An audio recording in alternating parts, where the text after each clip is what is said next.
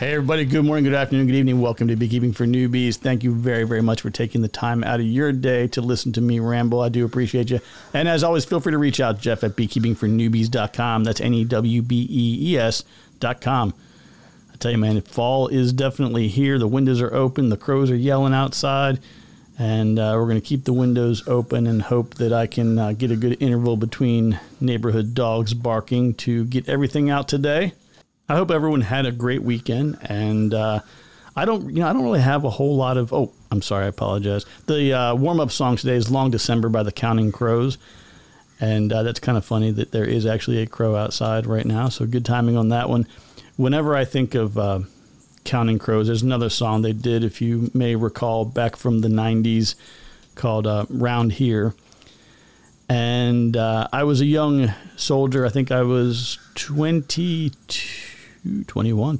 I was 20 years old, and I was stationed down at Fort Stewart, Georgia, and I had to go to some training up to Fort Gordon for a few weeks. I didn't have a good, reliable vehicle to make it home for Christmas.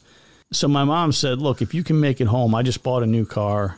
I've got my old one still. You can borrow it for the rest of the year. Because I had an 84 Jeep CJ7 that was like cool Jeep for riding around town, not cool Jeep for like, riding on the highway. And she was like, yeah, just, and I was having some kind of problem with it too. I don't know what it was, but she's like, yeah, if you can get a ride home, you can borrow it for the holidays. So a buddy of mine that I was stationed with, still a good friend of mine today, he drives up with me for the weekend. I drive the car back, and I'm driving just off post down there in Georgia. And it was about a week before Christmas. And "Round Here" by the Counting Crows is playing on the radio. And it was, let's see, General Screven Road, I think it was called, General Screven, right there in Hinesville, Georgia. I made a right turn off of General, I keep going back and forth between General Screven and General Stewart, but whatever that main road is that comes on to Post, I made a right turn off of that onto what was, I think, 196. And it's right there around a lot of shopping centers. And it was like, "Round here," and then boom, this guy T-bones me, like totals my mom's car. And that was like head injury number 1 or something like that. But anyway, that's what I always think of when I think of the Counting Crows. I'm always reminded. For like about 10 years after that, every time that song came on the radio, I had to change the station because I was like, oh no, we're not doing that again. Okay, I don't have a whole lot of personal updates. Of course, we have the cat. He is still alive and kicking. He is going through some tough times here, but he's trying to make it through. So that's a good thing. There is a issue that I've had on transition with, as you know, the new website's kind of still at the 95% status. Haven't done anything new with that in a while, but there were some changes to some mail configurations, and there are some of you that I send out regular mail to for some of the different Buy Me a Coffee tiers and just general communication. If you are expecting a response from me and did not get it, please double check your spam folder. There was a small configuration error on my part that was causing the back end mail authentication and validation stuff for anti-spam. Wasn't really set up right, so my mail may have looked like spam. So just double check the spam folder, and don't hesitate to ping me again if you didn't get a response or don't think you did. Want to make sure we tie up that loose end there. Today we're going to be talking about prepping your hives for winter and some of the things that you're going to need to do and consider, and hopefully give you some good actionable information to get you ready for the winter. Now, this is one of those things where, just kind of to caveat or to sort of level set everything, all the information I'm giving you is kind of my information for what I do, where I am, and I'll pass on a few tips and tricks and tidbits from what I've learned from other people in different areas. This is definitely a space where it is beneficial to have a local mentor or have somebody locally at the bee club maybe who can give you some guidance on what most people are doing there. And because like I said, for example, I've never wrapped a beehive, never had a need to. In fact, my neighbor, I think I mentioned this not long ago, my neighbor did, the guy down the road from me. I drove by and I looked over at his hive and it was completely wrapped. I think somebody manages it for him. I'm not really sure. But anyway, I've never, felt the need to do it here. And I don't know anybody else around here other than that neighbor who does. But there are a lot of places where it kind of makes sense when you look at the comparing. I've said for years, go back to the tree, right? What's in the wild? What do you see in the tree? And the real big differentiator between just the vertical, movement or the natural vertical tendency that bees like to work, from within that kind of vertical cavity, a hollowed out tree does have kind of generally a lot more insulation on the sides than a beehive in your yard. Now you think about a tree that's, let's just say there's a portion of it that's hollowed out. Well, there's still maybe a lot of tree above and a lot of tree down below. So you're getting quite a bit of lower and upper insulation, which our hives don't have that. And then on the side walls, the insulation in the tree, depending on where the decay is inside the tree, I mean, you could still have 3, 4, 5 inches of thick sides. So you can actually have a very well insulated cavity in the wild. But of course, our standard beehives tend to be that, I'm guessing, right around like maybe 5/8 of an inch thick. So you're getting probably, R1, sub R1 insulation value on those sidewalls. So we'll talk about a little bit of that today and talk about another couple of ideas that tend to make sense at this time of year. And again, a special thank you to all of you who are Buy Me a Coffee subscribers. Again, I can't do any of this without you guys. There's a lot of expenses between software, editing software, licensing, like mics and booms and cameras and all this other stuff. So thank you all very much for your support. Okay, as you probably have well established, there are some interesting things that happen in the fall. I think one of the more common ones I'm hearing a lot lately is people are confirming repeatedly multiple times that swarming does happen in the fall. We've had several reports of that coming in both via the Discord room as well as email. And in fact, I think we have some of our Australian folks have reported in they're getting some spring swarms already as well. So happy spring to you folks out there. I think, does that officially start like a week from today? I want to say it was like September 22nd for some reason. And the other thing people are discovering is, I really love, the spring is my favorite time of year. It's the time of year when I am just constantly inundated with conversation with people around bees, and it's a lot of fun. I get kind of geeked out about it, and it's really cool for me. But what I really think back to is all these people who are like, oh my God, my bees are so gentle and they love me and we get along so well. And now they're like, my bees hate me, they want to kill me. And, so don't think that it's you. Don't think that all of a sudden, they've turned on you and don't love you anymore. They still love you. It's just, this is the time of year where they're going to be more protective because they have something to protect. So don't think that it's personal. They're just trying to keep an eye on their stored resources and what they need to survive through the winter. So one of the first things I think we want to talk about is, before we get into like winterizing and what you're going to do with the hive, because it's funny, my winterization, I can give you my winterization on most of my hives in about a 30-second discussion. I will either swap out screen bottom boards for solid bottom boards, or I'll slide that corrugated cardboard for like IPM, IPM sticky board kind of things. I'll slide that underneath. That provides enough of a filler of that space to block any of the wind from coming in. I put those in. I put the 2-inch foam insulation inside of that vented inner cover so that it insulates the top. And my entrances are already reduced at this time of year, so I'm pretty much done. That's my entire process for the winter. But for a new beekeeper, maybe you're going into year 2 and 3, I want to talk to you about the first step that I kind of recommend that you take before you even start getting into winterization. And this is really going to be assessing the strength of the colonies. Now, God, there's so much in beekeeping that is really subjective. I can say, wow, this is a really strong colony, and I can post pictures of it everywhere, and someone goes, wow, that looks great. And then you have somebody else who's like, that doesn't look very strong at all to me, because where I am, you need 10 times as many bees and resources. So because of the, regional, local nature of beekeeping, assessing strength of the colony, it can be rather subjective. But what I am typically looking for is, I have had bees survive. I've not had them survive as a single nuke, like as a single just 5-frame nuke.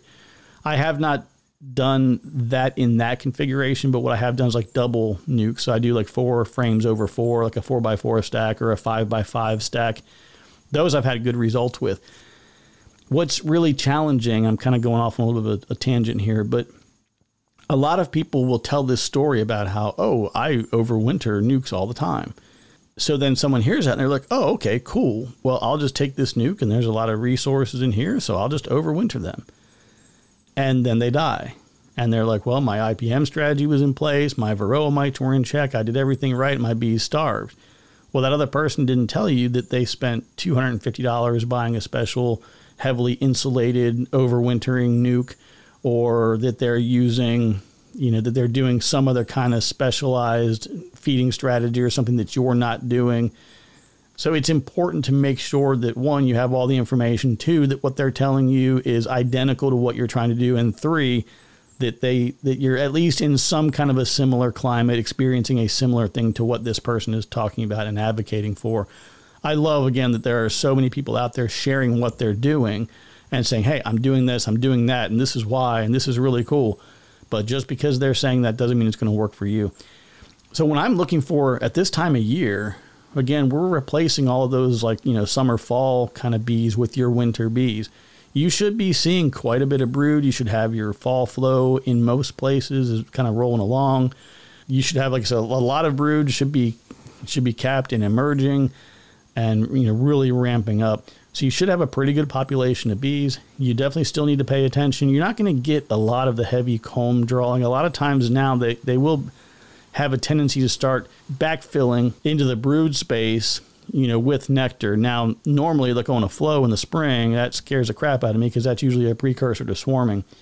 As long as you still have brood space available, having them backfill a little bit of that with nectar is not the end of the world. But you do want to pay attention to that and just make sure they're not running out of space. And monitor, too. Like if you say, okay, I noticed in last week of August there were 4 brood frames in there, and now you're seeing 3 or maybe 2.5. You can see now that the tapering is starting to take place. And that'll let you know that, okay, I don't need to worry about adding more space. That's when you want to start thinking about the idea, maybe even taking away space. But the one thing that is a topic that comes up all the time is I have these 3 colonies, and man, these 2 have been doing great all year, but this one was a nuke. I did a split in the spring, and they've just never really ramped up, or whatever the case or the reasoning might be. There always seems to be like that one colony. Now, one thing that I've stopped doing many years ago for that, air quotes, that one colony, I do not steal from Peter to pay Paul. I don't take resources from a good, strong, healthy colony to boost a weak colony. A colony that is weak for a reason. Now, there are times where you recognize the reason. Now, in fact, I was talking to somebody up in Massachusetts, and she was like, yeah, I got this nuke that I got in August, and I've got a new queen. And I was just like, wow, you're a glutton for punishment, because trying to start a new colony from a nuke in Massachusetts in August, that's an uphill battle. That's a really, really big challenge. But again, she knows what she's getting into. Like, she recognizes the situation, and she's feeding him and trying to see if she can make it happen. And if it works, it works. Great. If it doesn't, then at least you have a learning opportunity. But there are people I have seen who will consistently all season keep giving, oh, well, let me give them a frame of brood. Let me give them a frame of nectar. Let me give them a frame of resources. And they'll keep trying to boost these colonies, and you got to stop doing that. Get out of that mindset right away. If you do a split and they don't take off, stop and say, okay, why aren't they taking off? Like if I do a split at my house in, let's say, the first week of June, and then the colony doesn't grow, that's because there's no resources coming and I'm going to have to feed. I already know that.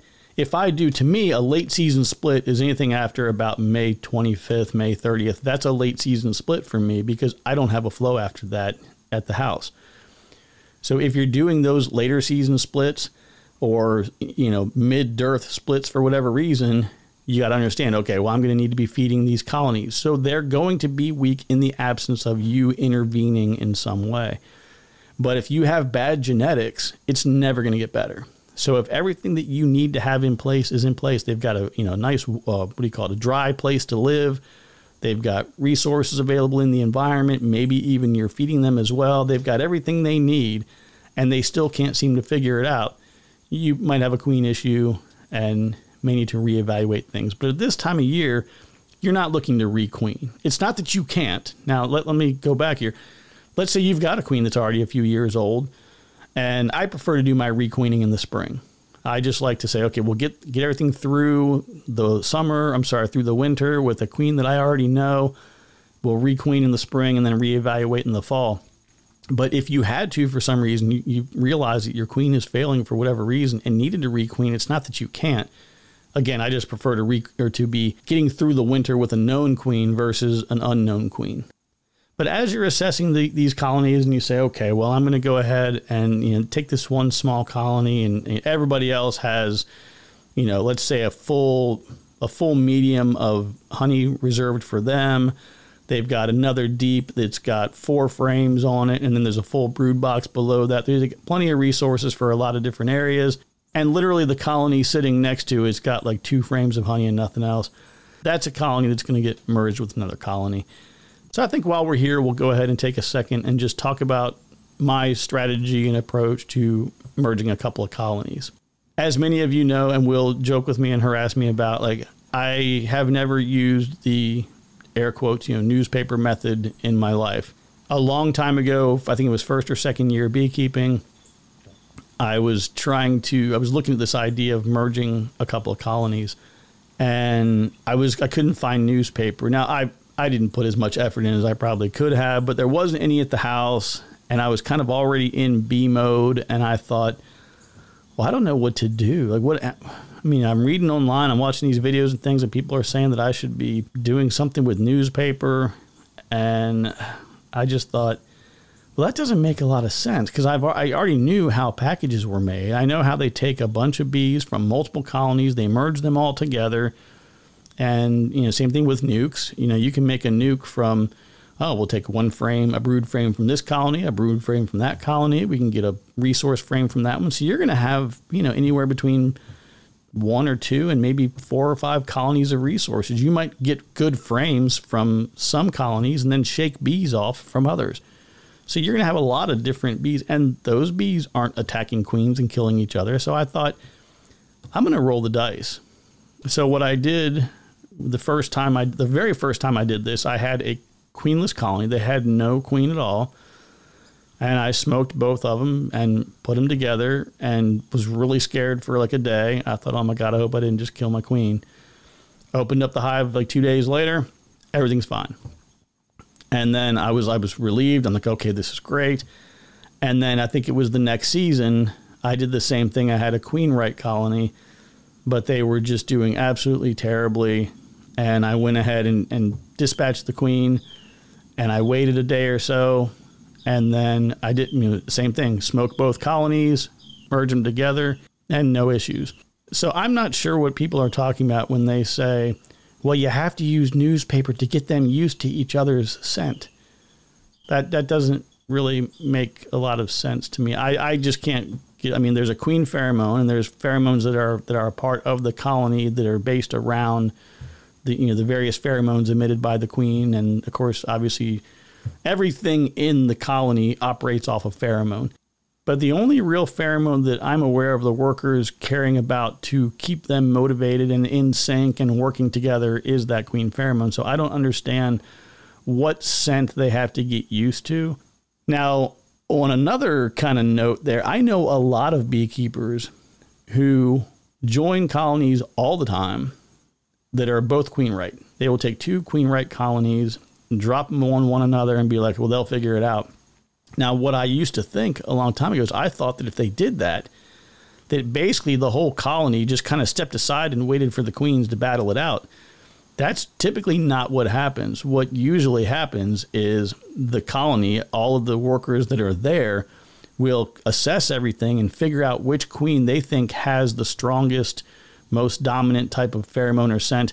And a lot of times they will go ahead and dispatch the other queen without the surviving queen even being a part of it. Like she'll just step aside, they'll do the dirty work for her, and now they have a new queen. So I think the moral of this whole story is don't get too wrapped up around how you do your merging. I recommend, the way that I definitely recommend to do it, smaller colony, queen right, dispatch the queen, wait 24 hours, go to the new target colony, smoke everybody up, add your frames in, close everything up, and it's a normal day. Don't even worry about it. That's what I do.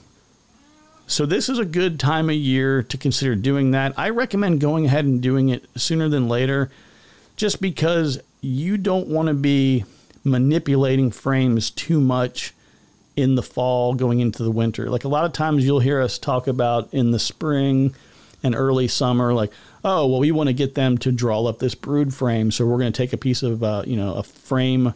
It's just foundation. We're going to drop it in the middle of the brood box and get them to start using that.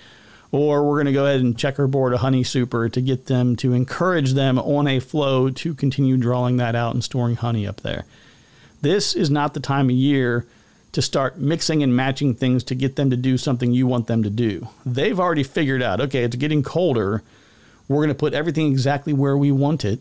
I recommend leaving it alone. Now, if you're an experienced beekeeper and you pretty much know exactly how it needs to be, by all means, do what you know how to do. But as a new beekeeper, let them make the decision that's right for the colony.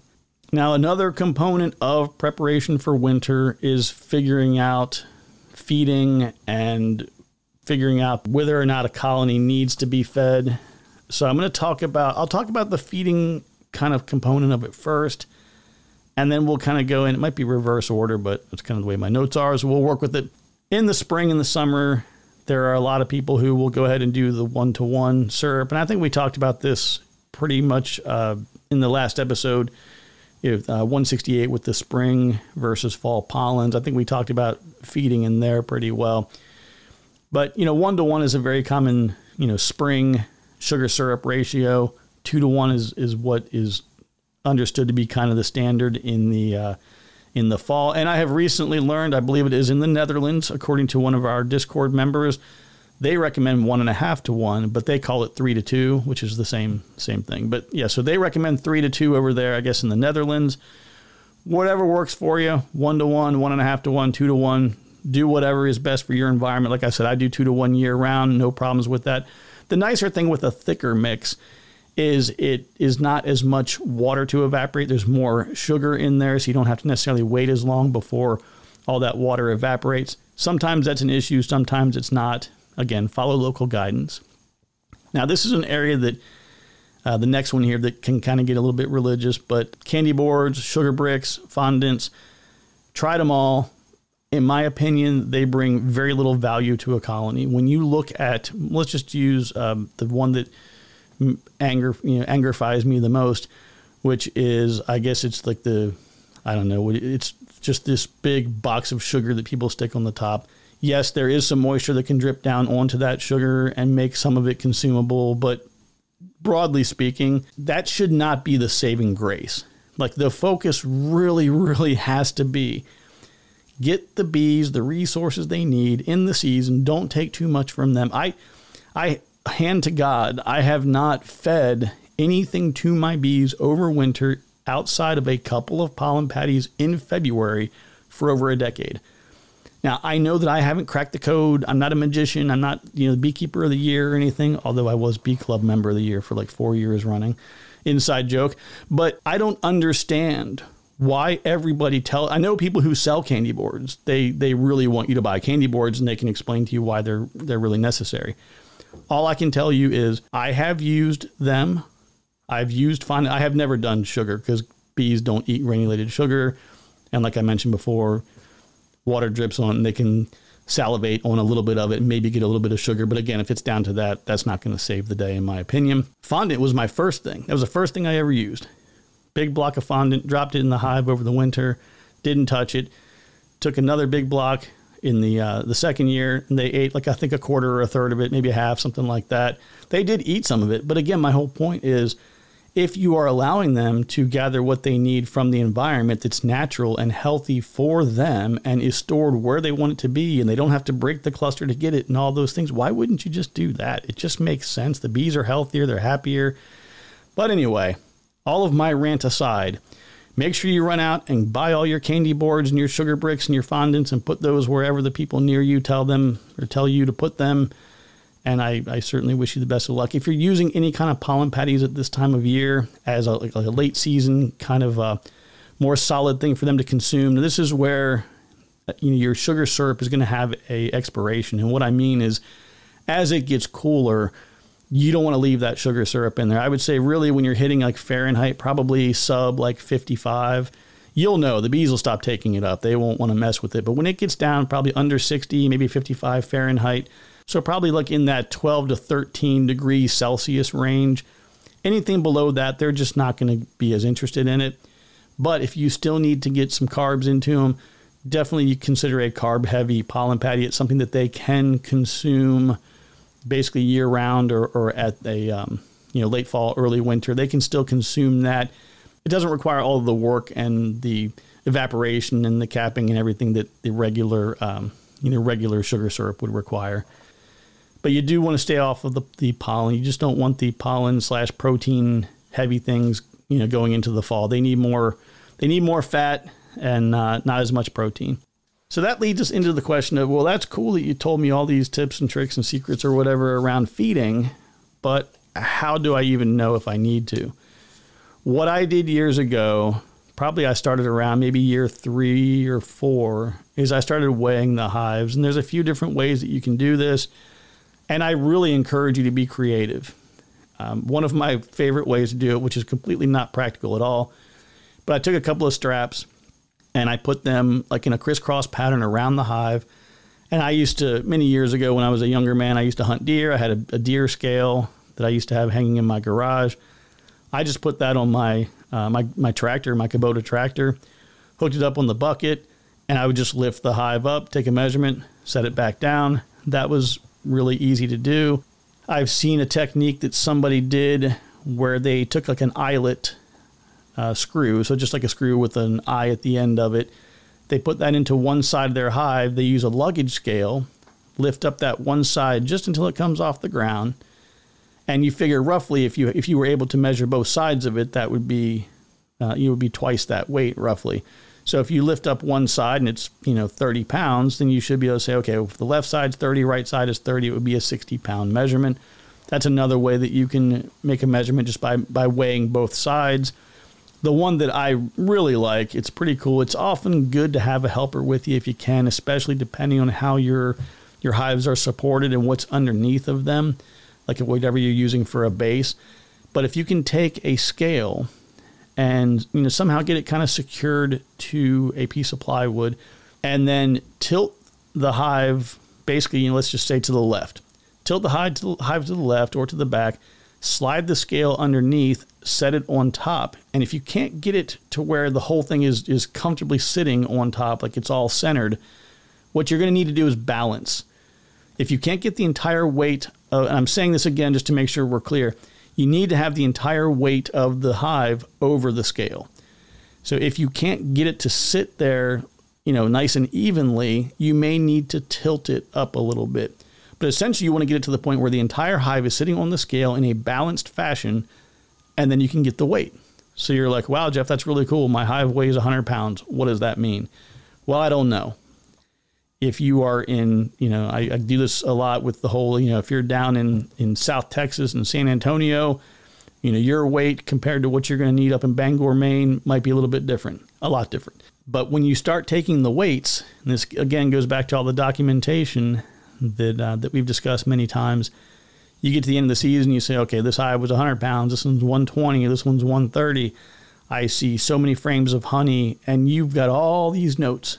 And then the spring rolls around and you say, this hive didn't make it. This hive had 4 frames of honey left over.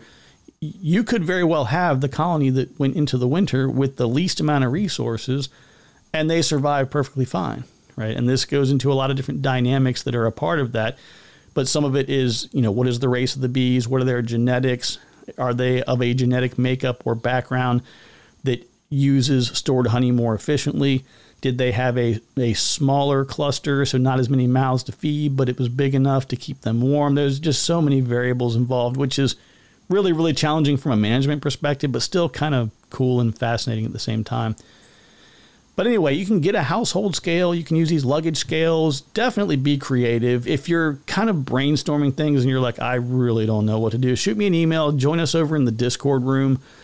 And, we'll all brainstorm it together and we'll figure out a solution that'll work for you. But there's a couple of ideas I just threw out and, just we'll figure something out that'll work for you.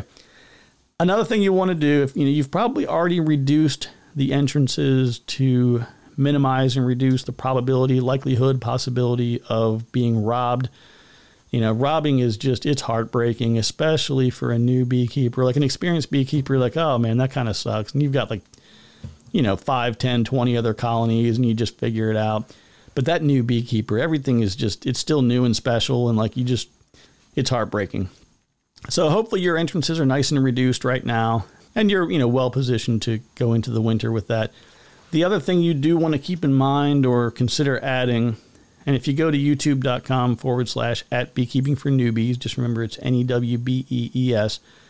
I do have a video in there. It's like a 30-second short, I think, on how to make a mouse guard. And you just get some very basic, quarter-inch square. Is it quarter or half-inch? I think it's actually half-inch squares. So you'll get 4 1/2-inch squares per inch. And you just cut it to size, push it into the entrance, and that allows the bees to move in and out freely while preventing mice from getting in. So check out that video. It kind of shows you how to do that, and it's super simple. Now, we often do the honey super shuffle. There's times where big ramp up, you're throwing supers on, you keep adding them to provide more room for honey storage. You take some off that you process for yourself, you add them back on so that they can clean everything up. You take them back off and put them away. You add them back on for the fall flow. So there's a lot of on and off, sometimes depending on your configuration and how actively you're managing things. This is a good time of year to consider taking them off or removing them.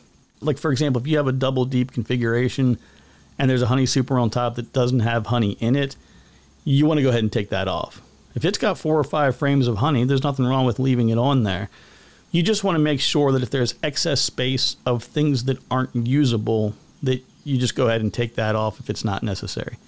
One common thing that comes up is like queen excluders. Well, do I leave a queen excluder on in the wintertime? The general kind of guidance is take off all queen excluders in the winter. That's sort of just the general go-to strategy.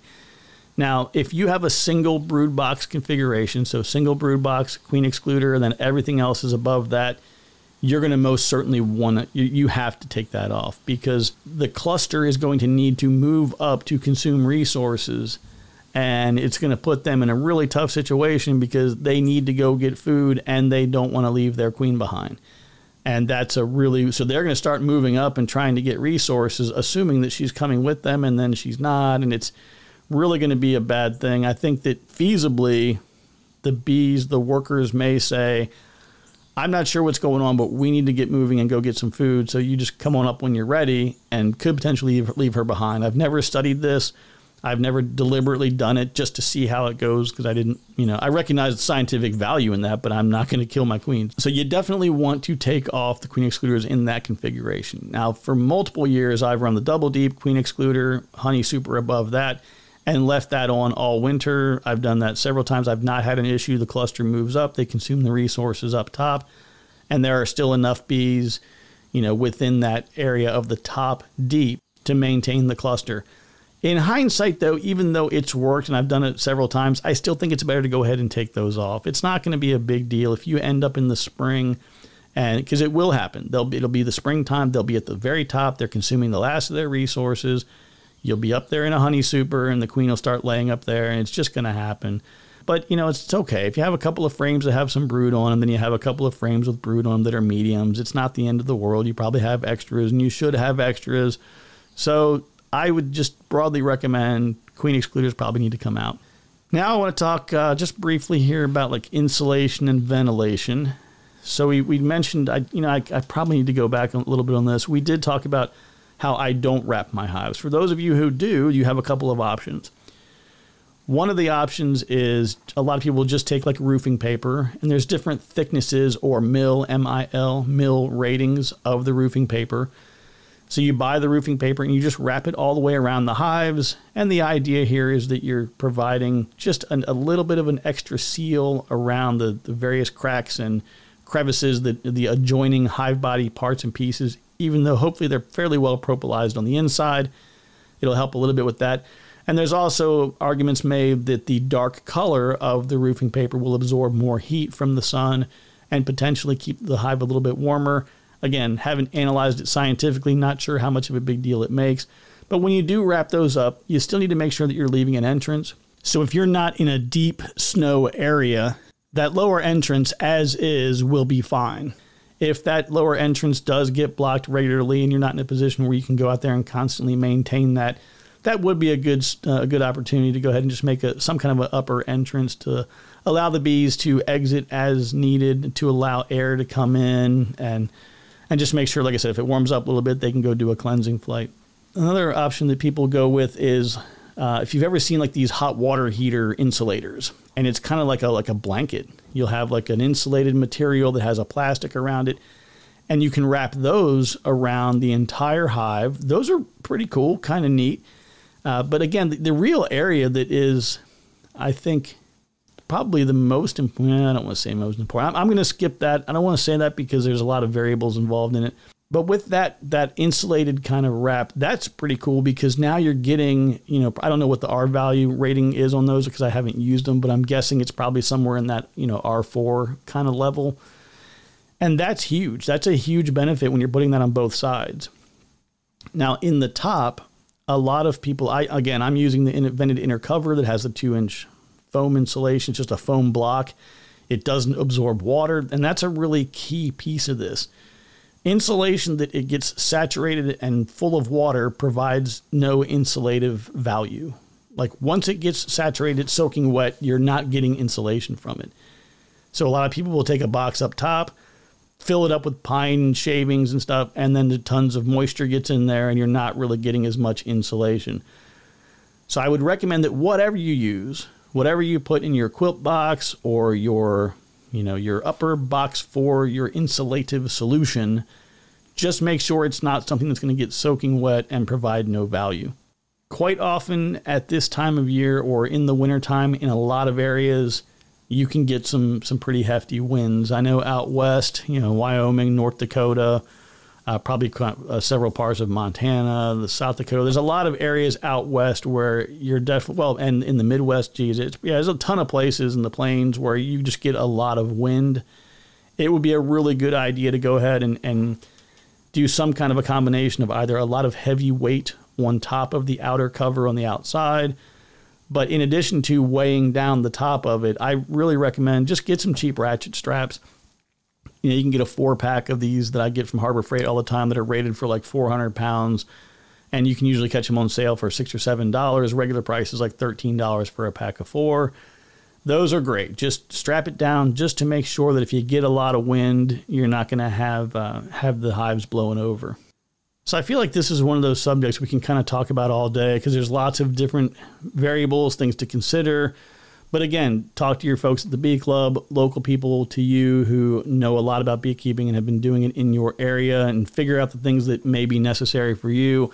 Figuring out how much honey you need is kind of the holy grail. If you can figure out roughly what it takes to support a colony of bees in your area, again, there's always going to be variables in genetics and race and, the Russian bees versus the Italians versus Saskatraz, Buckfast. There's lots of them. Put all of them in the exact same configuration and they will all use different amounts of resources in different ways. So, recognizing a lot of variables, just getting some ballpark numbers can be really helpful. I hope that this is useful information for you guys today. So again, special thank you to all of our Buy Me a Coffee supporters, everybody who's in the Discord room, chatting it up and sharing information with each other. Appreciate you guys being there. If you're not in the Discord room, just go to beekeepingfornewbies.com. We got a link there. I think it's about halfway down the page. There should be a link for the Discord room. And outside of that, take care, be kind to one another. Remember that I love you. There's nothing you can do about it. We'll talk to you soon.